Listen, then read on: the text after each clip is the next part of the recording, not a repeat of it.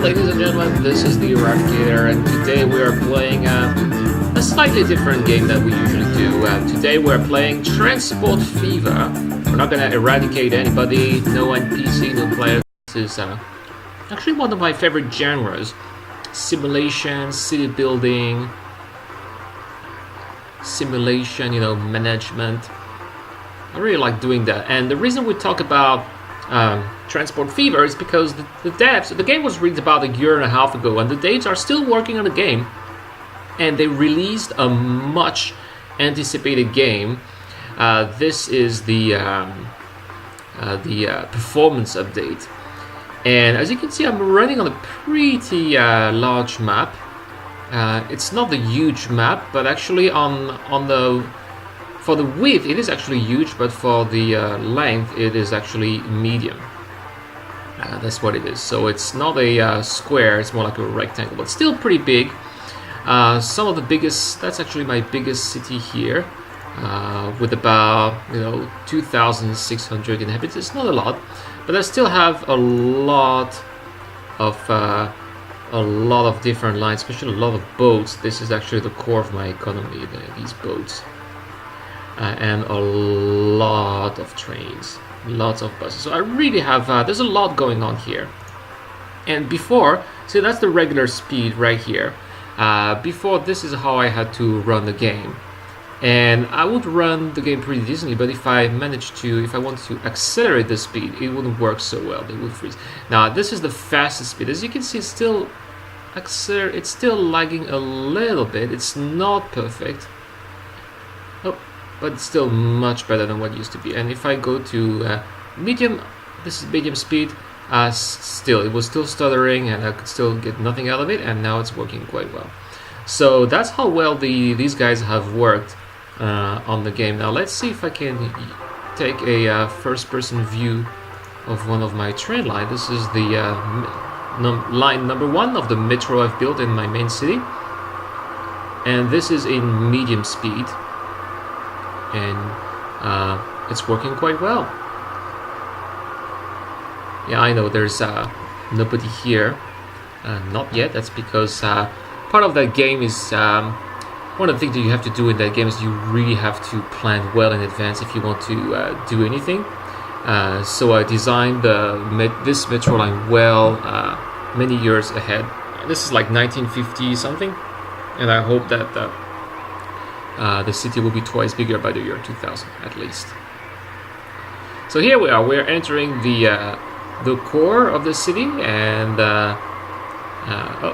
there are some people having some restaurants right near the metro line. Well, that's cool. You can see the trains passing by, and I really like the making undergrounds under my cities and having the trains pop up just for the train station and then going back underground. This is what I did.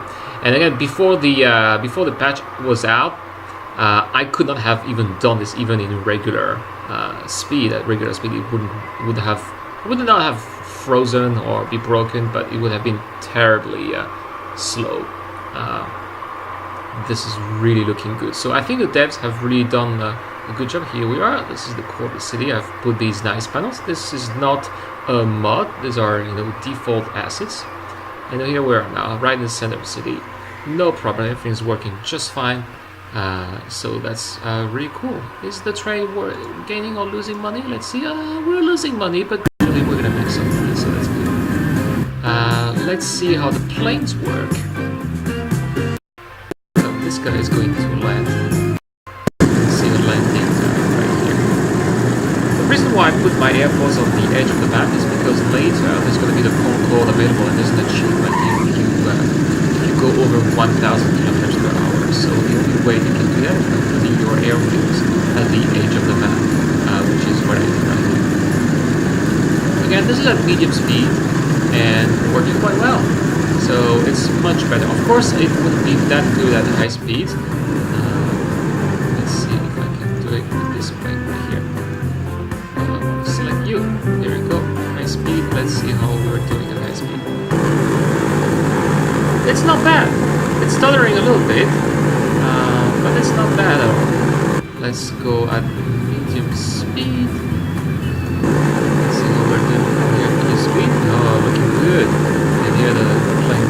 accelerate, and we're going to see a nice view of the map from the air on board a Constellation. Beautiful. And you can see all these boats. Yeah, actually, that is how I made more than. I already had $100 million by the year 1900 thanks to all these boats. They're taking petrol, bringing it to the main city, and also wheat to a place where they make bread, and then they bring the bread to the main city. The boats are very, they're slow, but they're very cost efficient. And over 10 years, if you're willing to take debts and not do so much, you can start making money after 10 years and you can really get a good return on investment and make tons of money after 20 years. That's what I did. That's why now I have over $2 billion.